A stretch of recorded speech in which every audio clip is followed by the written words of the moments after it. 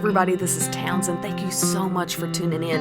As a lot of you know, these conversations began as joined live streams that turned into podcasts to help reach more people and spread more hope. Thank you so much for your patience with the quality of sound as we figure out the best way to bring you these important chats, just in hopes of spreading more love and positivity. I hope you enjoy. What's up, everybody? So it is Townsend. I'm super excited about this live stream. Tonight we're going to be talking about living with OCD and anxiety. This is a topic that we've actually never discussed before, something that I've enjoyed researching, learning a little bit about. So I'm going to hop on with my buddy Keith. I am so excited you agreed to come on. So it kind of worked out really well. I did a project with Bear Spear Films, which is who you work with, and I was there and Keith came up and just kind of said, you know what, I would love to be on your live stream sometime. And I didn't really know you that well. We just kind of goofed around back and forth a little bit. And you really opened up and let me know, I'd love to talk about OCD. And I thought, wow, like how vulnerable and bold. And since chatting with you, I'm just so proud that it's something that you want to chat about and you want to share. So thank you for hopping on here with me. Oh yeah. Hey, I'm a huge supporter in mental health and I love what you're doing. I see that you are out reaching lives and helping people. And man, that's something I can fight for and I get behind 100%. So when I looked at it, if anything I can say can maybe help somebody, then I'd be crazy not to. So absolutely thrilled to be on and thank you for the opportunity. Absolutely. I'll have to tell you about it later. I don't want to take up your time, but it has been amazing. The messages I've gotten after live streams, literally since I started, it's been about not even a full year that I've been doing these. And there've been 3 people that were on the verge of suicide, reached out to me for a reference or referral for the therapist that I have discussed and got help. So that's Awesome. really cool to be part of that. Heck yeah. That's awesome. Yeah. Absolutely. Not to mention all the people that have reached out, just thanking me for bringing awareness, letting them know that they're not the only one that struggled with it. I've gotten a lot about OCD. That's something that people just don't talk about a lot. So a lot of people were excited to actually touch on it and hear about it and to know that, man, thank goodness, I kind of thought I was by myself on that. Yeah, you're not alone. That's the big thing is you are not alone. Absolutely. Got it. All right, so let's introduce yourself. I already told people your name is Keith, but what's your age? Do you have a family? Sure. Are you out partying every night, single lifestyle? Oh, I'm a partier, big time partier. No, I'm just kidding. So my name is Your Keith wife's McKay. I am. Yeah, she's actually. I don't even think she's watching. She is with our son, our oldest son, who is at football practice right now. So we're kind of splitting the duty tonight. But so my name is Keith McKay. I'm 36, and I'm married to just the most amazing, awesome person alive. And that's Allison McKay, or Allie, as most people know her. And we have 3 kids, and they're Henry, Maggie, and Jack. And so I work with Bear Spear Films, and my brother owns that company, and I work with him doing that and love it, and it's been awesome. So yeah, that's kind of me in a nutshell. Love Arkansas. I split time between here and Washington State. That's where my wife's family's from. So I've been all over. I've lived all over from coast to coast and in the South, but I love it here in Arkansas. So that's me. Very good. So I have seen Keith, like I said, we kind of did a project together. You guys had me in a short film, a couple other things I hired you guys for. And I want to Awesome. say, kind of to lay it out for people. So I've seen you interact with your kids and your family, and you are a fantastic dad, a fantastic husband. You had one of your kids kind of tag along for one of the projects, and I was super impressed with your patience because, I mean, you're working, we're having to be quiet, we're having to do all of these things. And you made him feel like he was there and he was an employee. So he felt he felt like he was working and doing something good. So it was really cool to sit back and watch you do that, which will be pertinent to this live stream because I do want to talk about how all of this affects you as a family member, right? Yeah. But let's hop in. So OCD, the definition, I looked it up, and it's actually a disorder characterized by overwhelming obsessive thoughts and compulsives or compulsions. And there are actually several different types. So it breaks down into there's checking. So those are the people that keep checking the lights 500 times over and over and over. Yep. There's contamination. So you wash your hands for an hour straight and you just don't think you can be clean enough. There's symmetry and order. So everything has to be perfectly symmetrical. It can't be off just a little bit. There's rumination and intrusive thoughts, which that just means continuous, like you can't stop these thoughts that are going on in your head. And then the last one I was really surprised by is hoarding. I didn't know that was OCD. Yeah, in all honesty, I didn't know. I did a little brushing up because I know what I experienced, but I wanted to be a little bit more versed. And so, yeah, I had no idea about the hoarding. I don't have that one, but yeah, that's interesting for sure. Yeah, I always related hoarding more so to like depression or some kind of trauma. I didn't relate it to OCD. So super interesting. Yeah. So how old were you? We're just gonna hop into it, okay? Yeah, go for How it. old were you? Do you feel like you started having these tendencies? So what's funny is, I didn't know. I guess I'll skip ahead and then go back, but I didn't know what OCD was. You hear everybody talk about, oh, my OCD kicked in, or my OCD this, or OCD that. So I knew the term, but I had no idea what it was, and I didn't find out what OCD was or that I had it until I was like 33, 34, like just here the last 3 years probably. But looking back, I had all the symptoms as a kid, and it's crazy because the one that sticks out, washing my hands. Yeah, I'd wash my hands 12 times and then be like, oh, I got to go wash my hands again. I touched something, I got to wash my hands again. And I just thought that was normal. I thought that maybe I was just a little different, but that's normal. But the thing that I'll never forget, and it really was like just a straight compulsion. I just could not do it. Was anytime I set down a cup, I'd have to set the cup down just flat. And if I didn't set it down exactly right, exactly flat, I'd have to pick it up and set it down again. And so I would pick up a cup and set it down. I don't mean to laugh, but it's looking back now, I'm like, man, that's crazy. But I would do it over and over and over. And so as a kid, yeah, I was probably 7 or 8 when I can look back and really remember, okay, yeah, that was straight OCD tendencies or symptoms. Sure.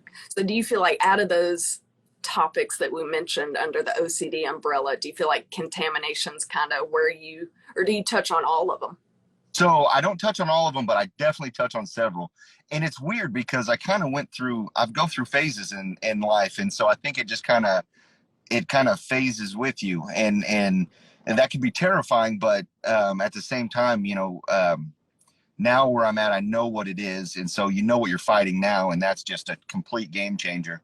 But I've touched on all of, not the hoarding. The hoarding was probably the only one that I just never experienced. I'm like the exact opposite. I would throw just about anything away and not have any attachment to it. So that's probably the one that I don't have.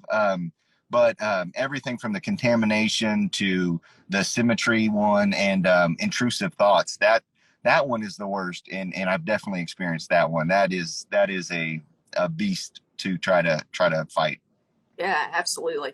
So I feel like anxiety is something that I have struggled with in the past and continue. It kind of comes up every now and then as well. And that has intrusive thoughts too. And that's Yep. something, it's so annoying because I feel like we're both laid back people. We're both happy go lucky most of the time. And then you've got these thoughts that nobody knows, and you have a level head and you think, it'll be fine. It'll be fine. It's all good. You try to talk yourself out of it, but it's like your mind it's just weird. Yeah. So I went and I guess I'll jump into like how I figured out I had it, if that's okay with you. Sure, go ahead. So, man, I was in a real rough place there for a few years, and I didn't want to talk to anybody about it. And I just was like, kind of grew up in a time where, everybody just keeps everything to themselves. And in my family, that's kind of a thing. And I mean, a ridiculously great family. My parents are fantastic parents. Brothers and sister are awesome. So I grew up in a really cool family, like a great family. But we didn't really talk about a whole lot, just talk about your feelings and emotions and stuff. That's just not what we did. And so I kind of carried with that with me as I got older, and I started getting, the compulsions to the symmetry stuff. I just I would deal with that, and that was okay. But when the intrusive thoughts kicked in, that's when I was like, man, what is wrong with me? Why can I not stop thinking about horrible things? Like I get a horrible thought in my head, and then you battle with yourself, and so you start battling with your mind, and that is unbelievably draining and physically exhausting and just hard. And so I don't remember where I was or what, but I started finally got online, and I was like, what am I doing? Like, what is wrong with me? I know I'm not I know I'm not crazy, and I have a pretty, I'm pretty laid back and calm. And I have been a cop for years. I've been in crazy situations where, stress through the roof, and never, I'm sure I could handle things better, but I never cracked. I never flipped out. I never froze up or anything like that. I always did my job. And so I never thought anxiety was a thing anxiety was not something that was in my brain at all. And so I started looking up hey, my symptoms and stuff. And I came across OCD, and I read about it, and it was like, holy crap, this is exactly what I'm going through. This is awesome. And it's also terrifying. It's terrifying because it's a rough disease. It really is hard, but it's awesome because now I know that I'm not just some psycho or I'm not in it by myself. I know that there's other people going through it. I know what I'm fighting. And so I went to my doctor and I talked to him. I was like, hey, listen, I've got some issues. Here they are. What do you think I could do? What do you think I should do? And he's like, well, here, let's fill out this test. And he gave me this little test, and I filled it out to the best of my ability. And when he came back, he was like, man, Keith, yeah, you really might have some OCD, but I think the broader term is you got some pretty big anxiety. I was like, no, I'm not, no, I don't have anxiety. And he talked to me about what anxiety was, and I was like, okay, yeah, I've got that through the roof. And so he was like, hey, there's a lot of different things you can do, and I'm on medication for it, and that has been a complete game changer. So yeah. I love it. How brave to go seek help. Oh, it was hard. Yeah, Yeah. Try to be a macho guy, and try to you don't want to talk to anybody. You don't want anybody to know what you're going through. And especially being a cop, because that for me at the time, I was like, man, I don't want them to think I'm crazy and tell me I can't be a cop anymore. That would ruin my career. And I don't want to do that to my family. But there came a point where it's just something's got to change.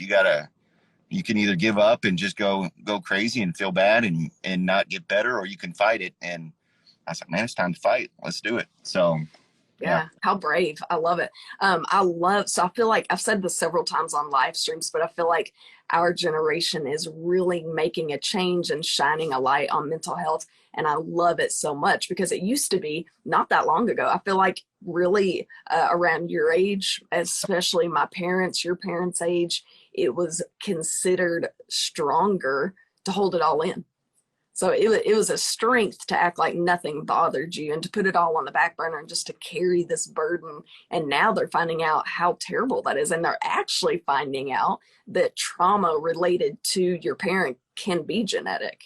And so things like you hold in all these burdens, they're finding all these research and proving that it can be carried through generations. And so for you stepping up and seeking help is such a huge thing. I feel like that's so much braver than just putting it on the back burner. Well, and yeah, and it's really not, that's really cool and nice of you to say, but I kind of kick myself because it wasn't something I was like, I'm going to do the right thing and I'm going to stand up for people.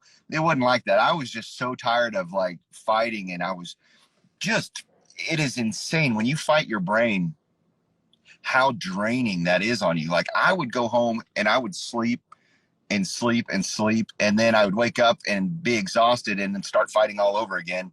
And then all day long, that's what I would be doing. And I just could not wait to go back to bed because maybe there was some respite in that. Maybe I wouldn't have a dream that would, be intrusive. Maybe I could just sleep for a little bit. And so it was really, really hard. But the thing that really, and I told you I was like 33 or 34, I can't remember exactly when, last couple of years. But the thing that really was like, I had no option. I had no choice at this point was I started to see very, very small tendencies in my kids. And that was like, okay, I can try to deal with it myself and fight myself. But when the first little, and it may be nothing, but the first little thing I saw in one of my kids, I was like, nope, okay, this is real now. Cause if they, I know it can be hereditary. If they get OCD, if they have it, I want to be freaking right there with them the entire time because I know how hard it is to grow up with it, and it wasn't that bad, and I always felt love, but not knowing what you're fighting is the worst part, I think. And so when I found one of my kids was kind of dealing with some similar things I did at that age, I was like, no, game over. I'm learning everything I can, and I'm going to be as open and transparent as I can because they're going to have a different fight than I have, and I want their fight to be a lot easier if it can be. So Sure. I love that so much. That is fantastic. Yeah, I think kind of to relate to you, I think the hardest thing I did. So I don't know if you've kept up with my story. In 2016, basically I had the rug slip out from underneath me, and it led to a lot of anxiety. Same thing, kind of intrusive thoughts, just like struggling with yourself. And people don't understand that, and you can't explain it. It's weird because, again, I feel like I'm laid back. I feel like I'm happy-go-lucky, but in that moment, I was the one that couldn't convince myself things were okay. And so you do feel, I mean, for lack of better term, you feel crazy. And you're just like, I have literally lost my mind. I've got nuts. And so it would get better, and I think, oh, it's good. And then it'd come back, and I think, oh my gosh, this is it. I'm dying. And then it'd go away. And so for a long time, I'd let that happen. And finally, I would have the number of a therapist on my phone, and then it'd get better. And I'd be like, nah, I probably looked that number up 10 times. And when I finally hit call and scheduled to go in, it's the best decision I ever made. And so it's kind of keep learning about it. It was like, you just have to accept, like, okay, we know what it is, and now let's get going. Let's get fixing it. And so it's terrifying. Like I said, it might have been the scariest thing I've ever done, but it ended up being the best because now you know what to do. You know how to address it. And what's crazy is the first time, so like when you first, it's probably very similar to somebody who's got addiction issues, is the first time you acknowledge, okay, there's something wrong. I've got some kind of problem. And you're able to understand, okay, there is a problem. Number one. Number two, when you find out the problem and you can admit, yep, that's my problem, it gets easier and easier to talk about and to be more transparent. At first I was dead set that I was going to live and then die, and nobody would know that I had that. I would have a great life, and I was having it. Like I have a great life, but nobody would know that side of me. Nobody would know that was going on in my head, and I would die one day, and that would be great, and I would go be with God in heaven, and I would be happy. But the more you start to fight, and the harder it gets, the harder the fight goes. You change, and to keep you from changing and going down a wrong path, you got to admit it, and you got to seek help. And so, it gets so much easier after you just first are like, okay, I need help, and then once you do that, it gets so much better, so much easier. Yeah, I couldn't have worded it better. It was literally, like you said, literally like opening up about it, talking about it was the best part. And I think it was just it, and it might have been pride. I feel like maybe part of it was pride and the way we were raised, like just kind of put it on the back burner and verbalizing. And I think making that phone call saying that I recognize something is wrong. To me, it was like, no, nothing can be wrong. I can fix it. I got this. And my brain's like, no, you don't. No, you don't. Oh, no. And then you just spend 45 minutes or an hour or 2 hours debating if you are okay, or if you are okay or not okay, or, did I do this? Did I not do this? And it just is a cycle that just can be crazy exhausting. But yeah, so and you know, like I said before, I was blessed, you know, so I have a great family, and um you know, my kids, they're the real motivating factor in everything, right? So like I was content to just fight it out and see what happens. But having my kids, it has been such a blessing to me. And that's kind of weird to say, you know, obviously nobody ever prays for their kid to have any kind of issue with them, but seeing those signs, the very early signs in my children, I was like, that was it. That's what it took. And hopefully it all goes away and they're completely fine. But I know it opened me up to being able to, hey, let's talk about it. Let's figure this out. So Yeah, yeah, I love it. Absolutely. So going back to being supported and all of those things. So you said you and Allie been together 15 years, been married 15 years. So who yeah, knows, been together like 75, I think. Um, right so on there. yeah, right around by there. She aged much better than you. Can I say that? Yeah, I'm married up. People laugh at me or ask me how I did it, and I don't think her eyesight is too good. And Yeah, I give her a lot of backhanded compliments, kind of keep her grounded. I don't want to get keep her no. keep her ego. That's Yeah, so the first time I met her, so I'd worked with you and Lucas and Brett all the time. Brett and yeah, I go way back. He does so much for me. Thank you, that, Brett, if you're watching. And so I that's got to know Lucas, got to know you, and mm, y'all talk about your wives all the time. Fantastic husbands, great dads. I have not seen better, honestly. And then Allie came to pick you up or pick up your kid or something. And I literally looked at Lucas and was like, no, no, what? yeah, yeah. I, Thanks. That, thanks for that. Uh, but you know oh what? God. It's true. I'm kind of kidding. I'm kind of kidding. No, she was gorgeous. Y'all are fantastic together. I'm totally picking on you. Okay, let's get serious again. So you two have been together a long time. Was there a moment where she noticed any signs or symptoms and was like, Keith, like, did she address anything? Was there anything that kind of got in your relationship, affected it somehow negatively? So yeah, so okay, anytime intrusive thoughts get brought up, I a big thing, and I don't know if this is with everybody with OCD, and I want to make sure, and I know you know this. I am nowhere near being a doctor or qualified to tell people, you know, hey, this is the OCD, and that is not. I'm just telling you my experience, right? So my experience could be wildly different than anybody else's. I got a feeling it's probably similar to a lot of people, and so in our relationship, guilt and the needing to be reassured or validated, that is a friggin' huge thing with OCD for me. And so anytime I felt like, oh man, did I think something wrong, or did I say something wrong, or did I do something wrong? It was like I was compelled. Hey, I'm telling Allie, did I do this wrong, or did I say something wrong, or hey, I might have thought this wrong, or said this wrong, or and so that was really beating her up, and I felt so bad about it, and I could tell it really hurt her feelings, you know, because most people, if you have a bad thought or if you think you did something, whatever, you just go, oh, that's dumb, and you move on, right? And but with OCD, you don't do that. You can't move on. It's not like, oh, hey, that lady's pretty, okay, and then you move about your day. It's, oh, that lady's pretty. Oh, is that wrong to think that? Is that bad? Did I do something wrong? Or, you know, and so then I would fight it. No, you didn't do anything wrong. People are pretty. That's fine. But you fight it, fight it. And finally I'd be like, hey, Allie, I got to tell you, this lady was pretty. And she's like, yeah, so she really is pretty. And I'd be like, okay, now I feel better, you know? And so the guilt and just the constant need to like confess or to be validated that I didn't do something wrong, I know was really, really hard on her, but she was, and this maybe is partly why I love her so much, is one of the many reasons, is she stood with me. She was right there with me the whole time, and she never gave up on me. And so that was a big deal. And so I don't know that she noticed like symptoms and was like, hey, Keith, you've got something wrong with you.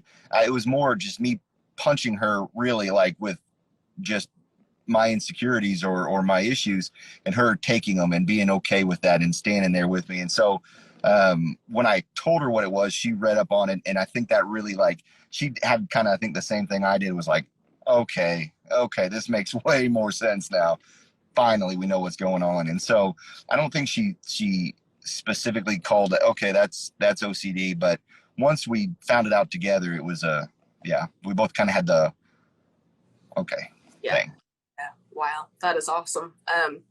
Props to her for being there for you. And Yeah. to you, Allie, I'm going to assume he'll never cheat on you because the guilt would eat him alive. It would eat him Yeah. alive. I looked at someone, oh God. I tell Allie all the time. She would know if I spend money. Yeah, it's funny. My guilt is just through the roof. My conscience is huge. So yeah, she knows if I do something wrong Yeah. immediately. You're like, oh God, I spent $1 extra. I'm so sorry. Allie, I bought baseball cards. I'm sorry. No, that's actually a real thing. I like buying packs of baseball cards. It's fun. But anyway, that's it. That is so funny. I love it. We laugh to keep from crying. I will say also, I say this 99% of my live streams. So my live streams, everybody's completely different. And these are not to be right. We know we're not right. But in the words of Brene Brown, we're here to get it right. So we're working together to help spread word, spread awareness. Everybody's symptoms and signs and their journey is completely different. My goal is just to help share some people's and hopefully bring some hope and community together in the meantime. So yeah, absolutely. Keith's symptoms, my symptoms, anything like that, your journey is going to be completely different, but just letting you know that you can make it through. It is okay. Bean Brown. Yeah. I think I did say Bean Brown, Allie, something like that. But yes, Brene, golly. Brene Brown, if you don't read her stuff, she's got amazing advice.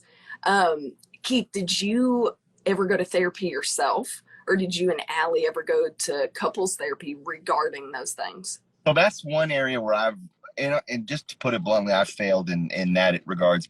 I know that therapy will help. I 100% know that. But that's like the one thing that I've kind of been too prideful to do. And I know that I need to do it. I know it would make my fight even easier and it would give me more tools to fight, but I just haven't pulled the trigger on that. For me, just admitting that I had OCD or anxiety was a big deal. And then going to a doctor, which I hate going to the doctors. That is not something that I like to do. I would rather just have a broken arm and let it heal itself if it does. But anyway, going to the doctor and then taking medication was like insane. And so I'm getting there, baby steps, but I haven't done counseling yet. I'm not completely closed off to it. And I know there's a lot of merit to it, but I just haven't done it yet. I'm focusing, wanting to see, I don't know. I probably will one day, but for now I'm not doing any kind of counseling. Sure. And that's okay. I think everybody's journey is a little bit different.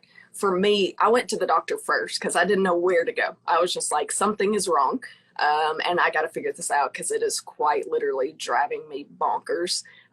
And like I said, no one else would know it. It was an inside struggle and I'm too prideful, plus very, very sensitive. I didn't want to be a burden to anyone. And so one, admitting it, two, being a burden to anyone was super tough for me. So I went to the doctor first. And we went round and round and round. They couldn't really figure it out. I was too shy to discuss like what I was feeling. So they had very little information to go off of. So for me, therapy was the huge turnaround because I was able to discuss a little bit better with that person. I felt way more relaxed because they knew exactly what to ask and where to start. And so I totally get going to the doctor. That was my first call.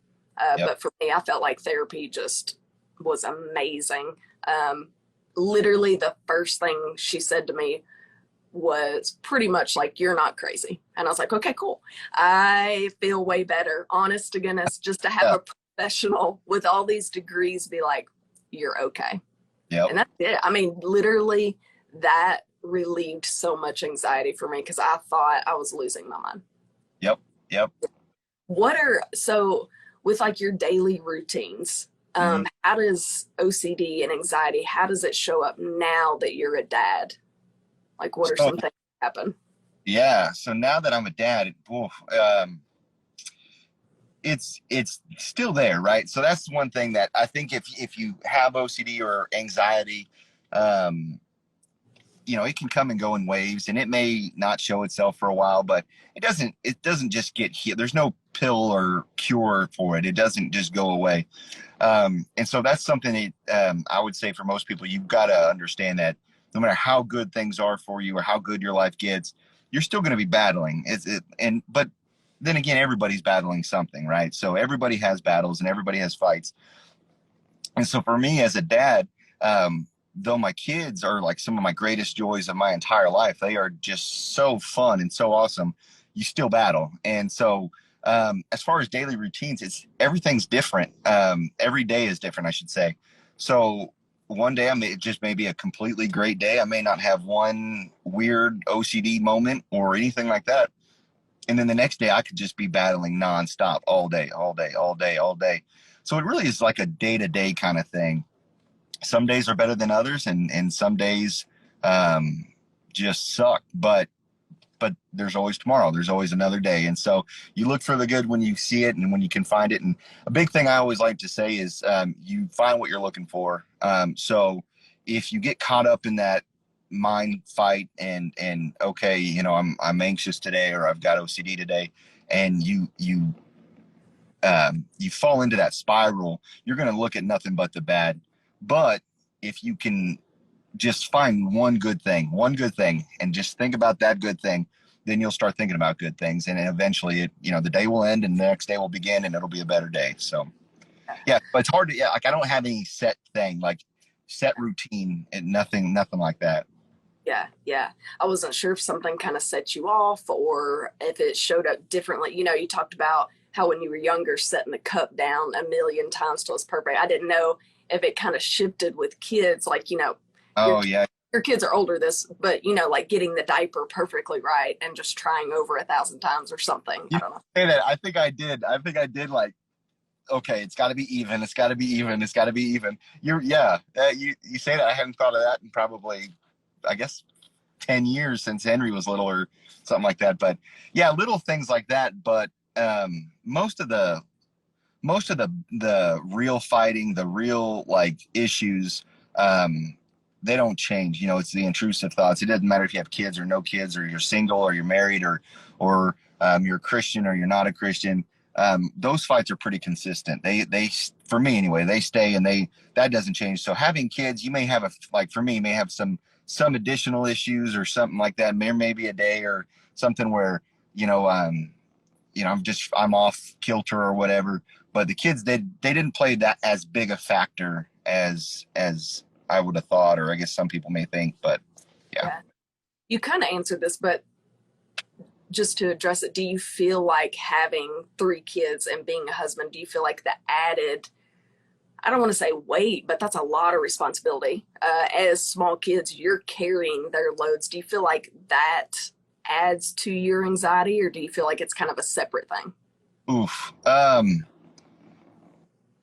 In all honesty, it kind of flip flops. There's some days, where I'm like, oh my gosh, I got the weight of the world on me, and I've got kids that are depending on me. What am I doing? Like, this is insane.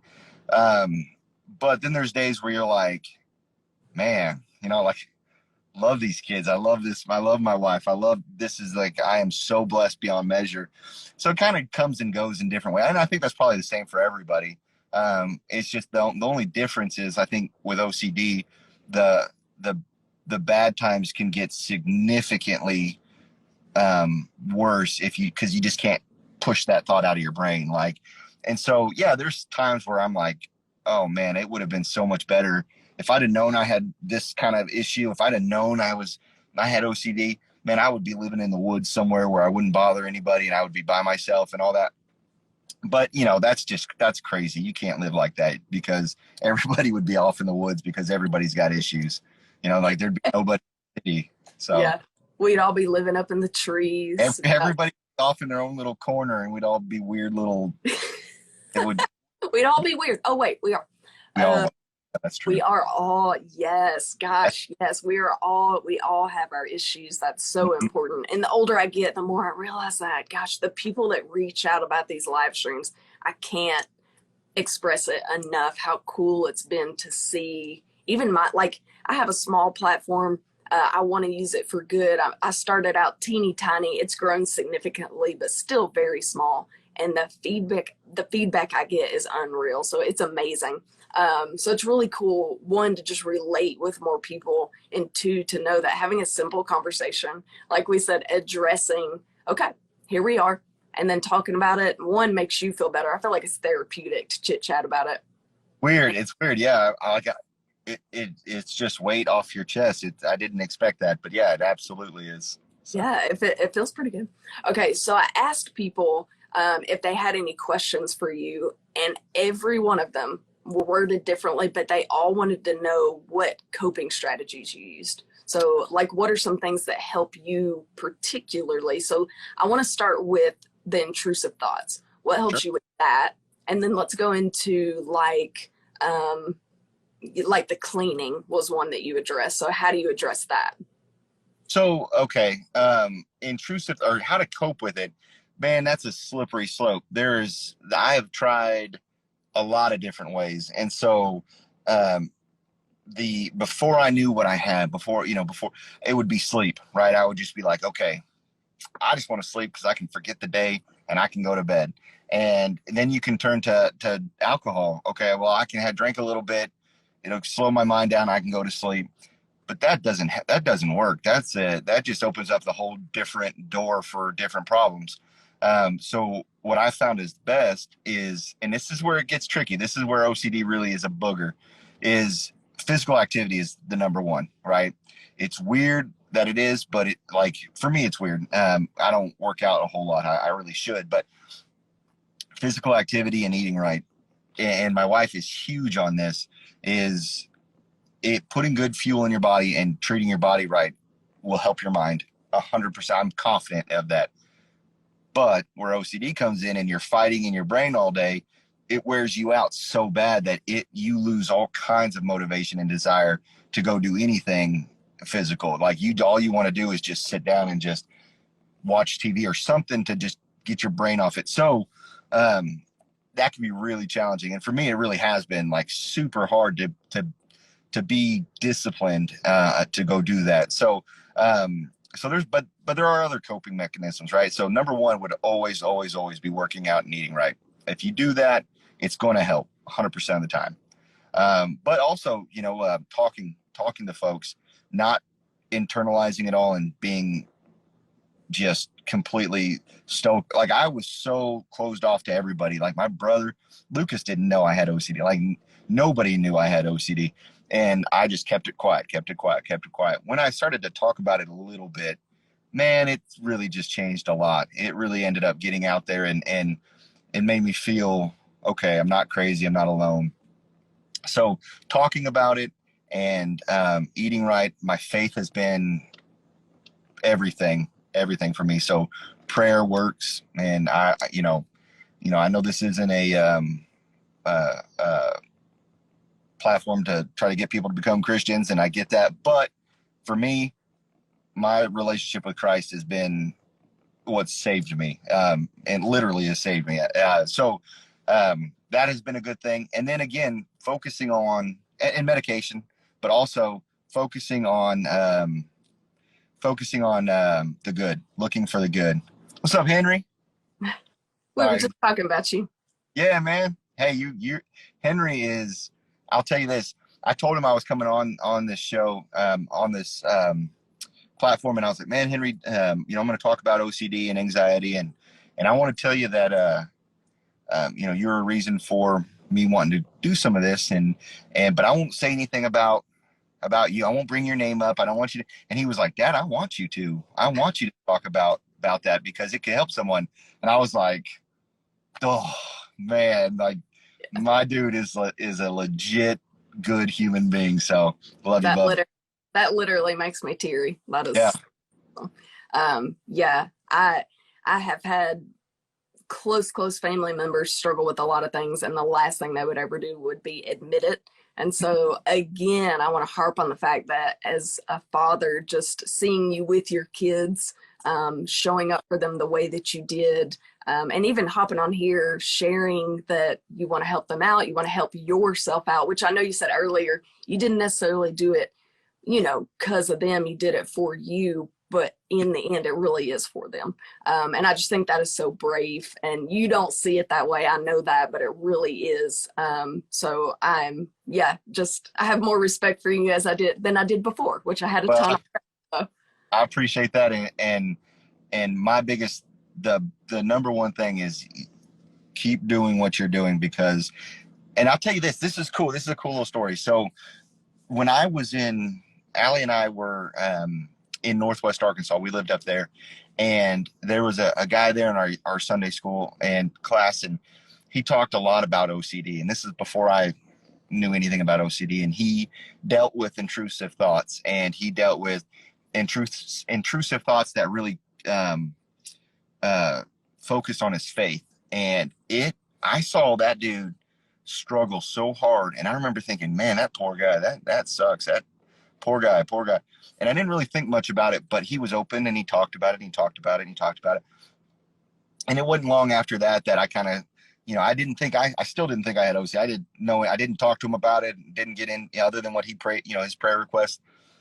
And then when I figured out OCD and what it was, and then I had it, I was like, man, that dude was so brave just to talk about it. And because I wouldn't say a word about it. And so I reached out to him, and this has been years, several years ago. I reached out to him a couple of weeks ago, and I was like, man, I just want to let you know, we hadn't talked in like 5 years, probably 6 years.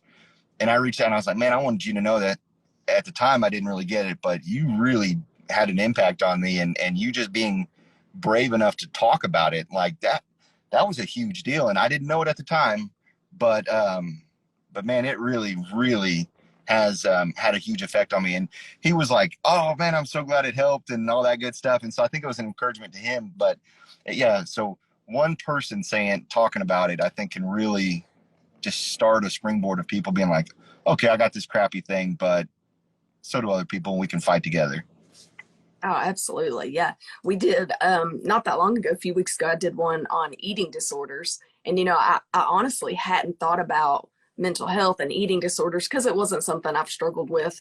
And somebody reached out wanting to share their story. And I had so much feedback from people and their kids and just all these things. So it's just so cool. Like I said, being brave and standing up. I would love to do one, somebody commented about religious and OCD. I would love to do one discussing religion and mental health and things like that, but that's a whole other conversation. Oh But yeah.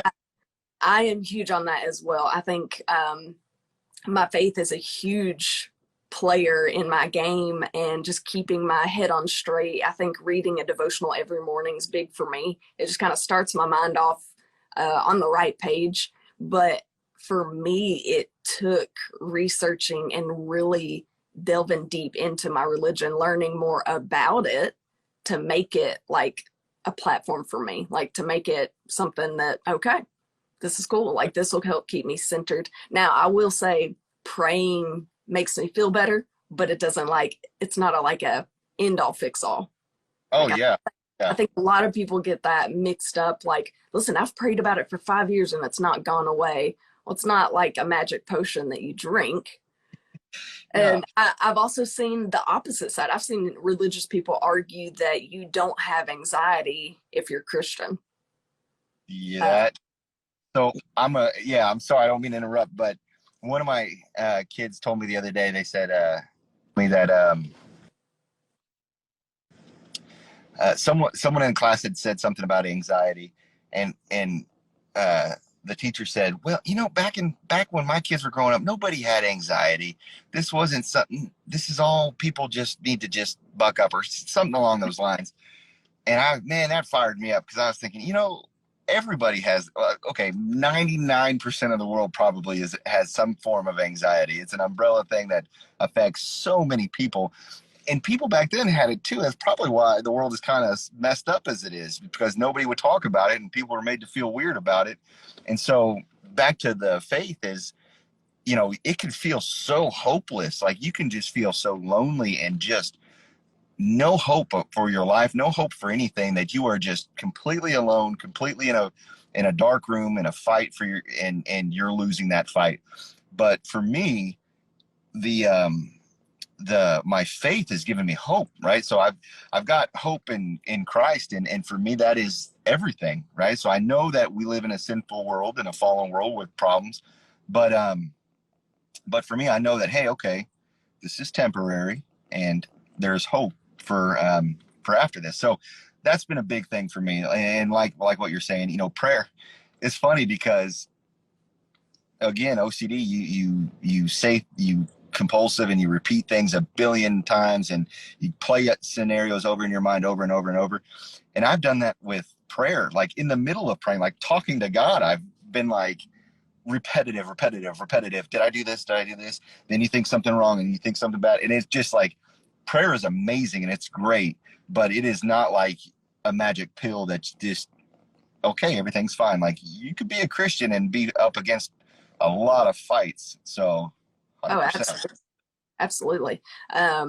Honestly, and I've talked about this as well. I feel like I'm a Christian, and we could go on about this for days, but like the 2016, everything got swept out from underneath me. I was mad. I hated people, honestly. I thought everyone was selfish because I kept it all to myself. I didn't want to be a burden, and nobody checked in on me. And I thought, well, forget y'all. I checked in on y'all. And so I was super upset. Well, it turns out years later, I realized, okay, well, I was the problem, because once I kind of uh, focused outward a little bit on the problem, I realized I was the problem. And since then, since I'm opened up and done this You're Not Alone series, I've had a huge recognition of what's the point of having a story and struggling if you're not going to share it. And so it's almost like I went through all of that, and now look where it's brought me. Now, not saying that I would go through all of that again necessarily, but who's Yeah. to say it didn't happen to help share it, to help other people out. But yeah, I definitely did my share of praying and things like that, and it is helpful. But yes, there's a huge conversation we could have about it. But I'm the same way. I think faith is one of my biggest coping mechanisms, you could almost say. Yep, 100%. That's same here, and I could not agree more on that.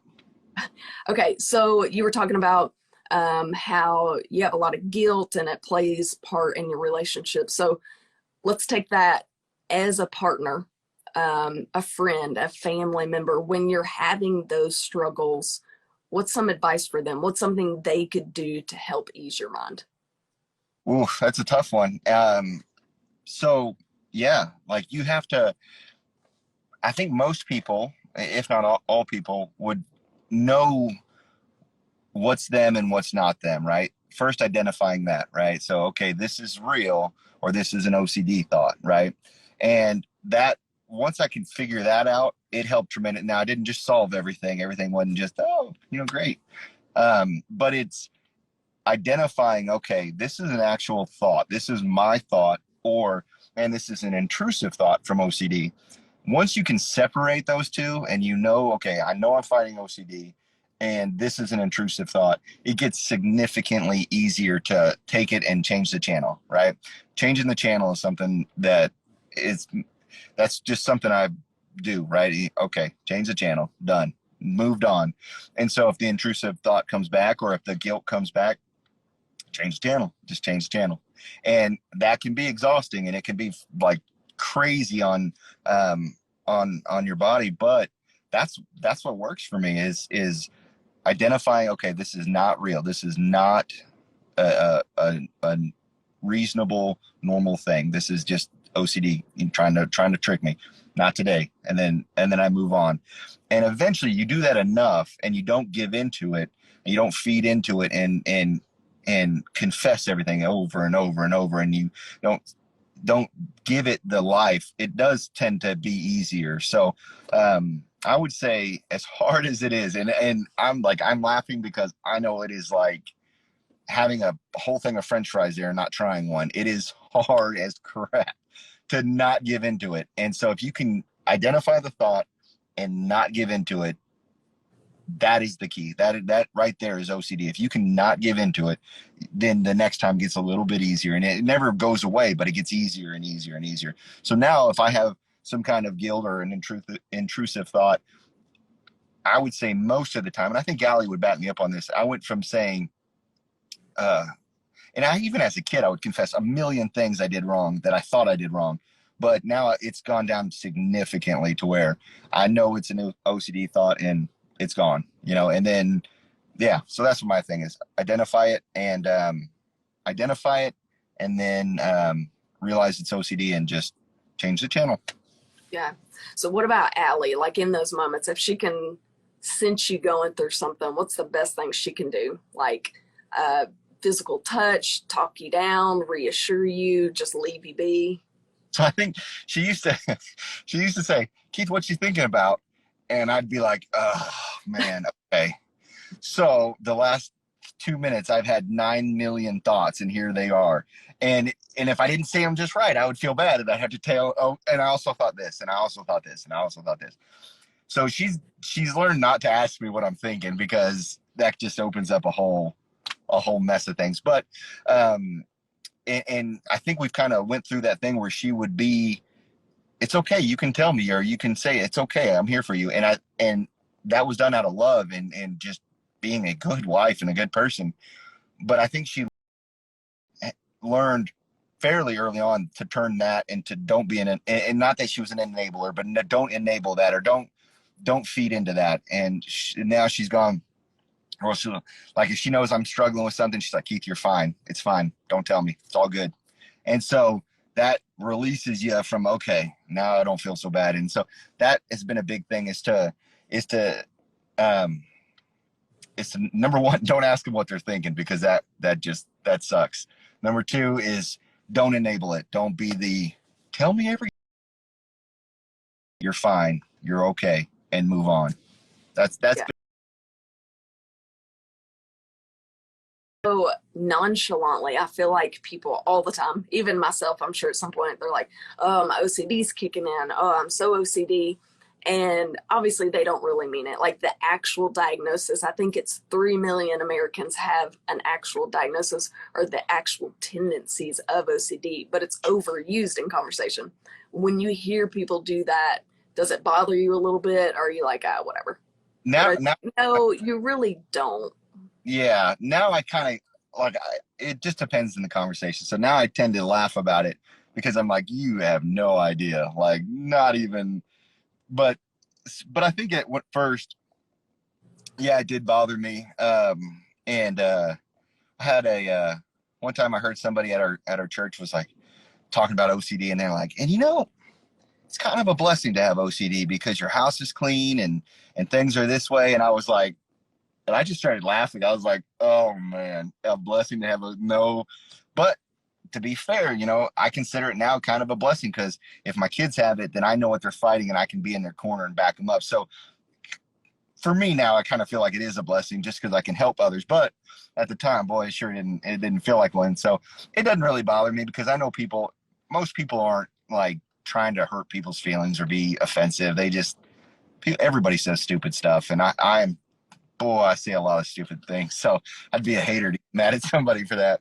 Yeah, I think they call it a hypocrite. Yeah. That if I got mad at somebody for saying OCD, then I would be a big time hypocrite. Because Yeah. Oh gosh, absolutely. 1,000%.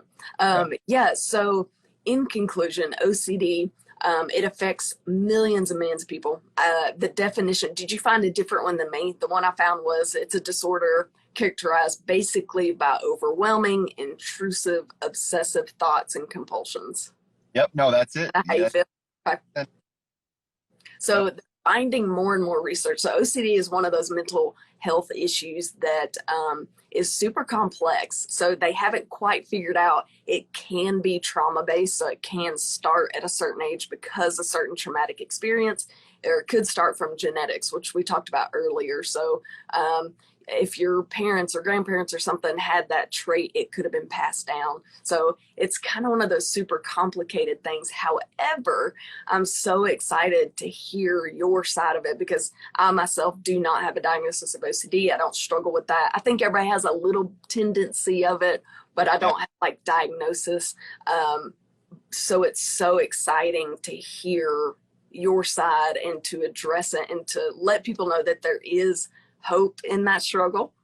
Yeah, absolutely. And you take OCD as a side, and like I said before, um, most, if not everybody, has some form of anxiety. I mean, we live in a crazy time, so much stimulus, so much information, and just it's just a bizarre world, and it's a fallen world. So everybody's got something they're battling, and so that the biggest thing and the biggest takeaway that I've learned is that you're not alone. Like, that's it. You are not alone in that. You look to the person next to you. They probably are fighting something too. And so if we start being okay and open and talking about it, I think it could really do some good. And I know it has for me. Once I started talking about it and not being afraid to just what people thought about me or anything like that. Once I gave all that up, man, it really gives you tools to fight and makes your life and your quality of life so much better. And yeah, so just anybody who listens to this, just, you're not alone. Call me or look me up on whatever. I will help and talk to you anytime, day or night.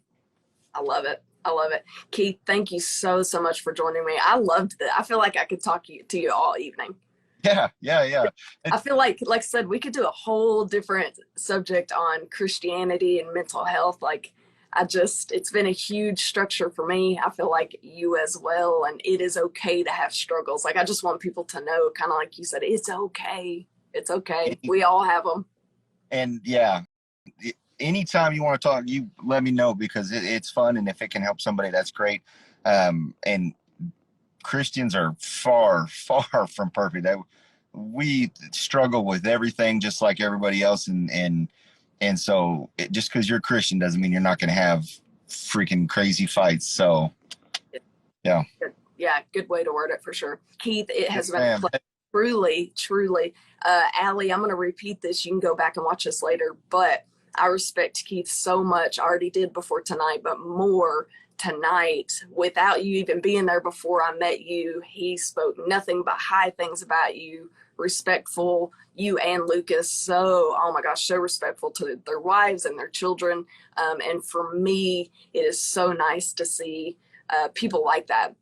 Men, women just being so respectful to speak highly of everyone that they've met, especially their family members. So to know that a dad can be that great puts so much hope in me. So thank you for that. And Allie, thanks for putting up with him.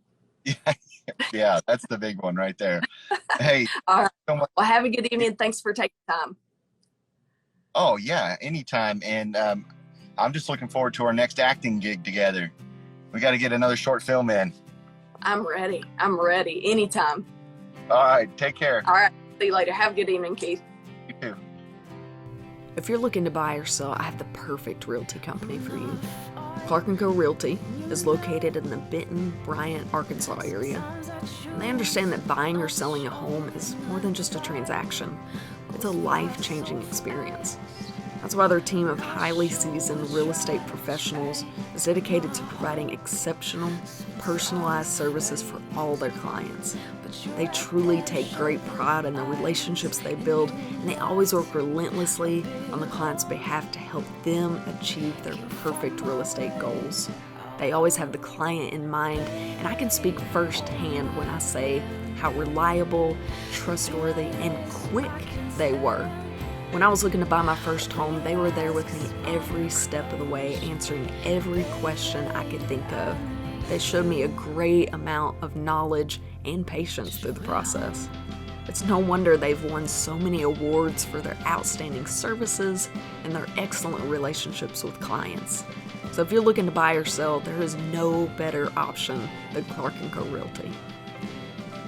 Okay, here's the best advice you're going to get today.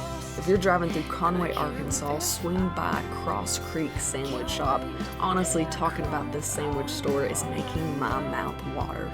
My personal favorite's the turkey bacon wrap, and I can't leave without buying their homemade strawberry cookie. If you haven't tried these, you are missing out. Now, they have all different options for sandwiches, wraps, salads, desserts, soups, so swing by. I promise you'll thank me. If you enjoyed this conversation and are interested in becoming a sponsor, feel free to shoot me an email at townsendtmusic@hotmail.com or shoot me a message on any social media platform at townsendtmusic for more information. I would love for you to become a member to help spread awareness that you're not alone. Show me how.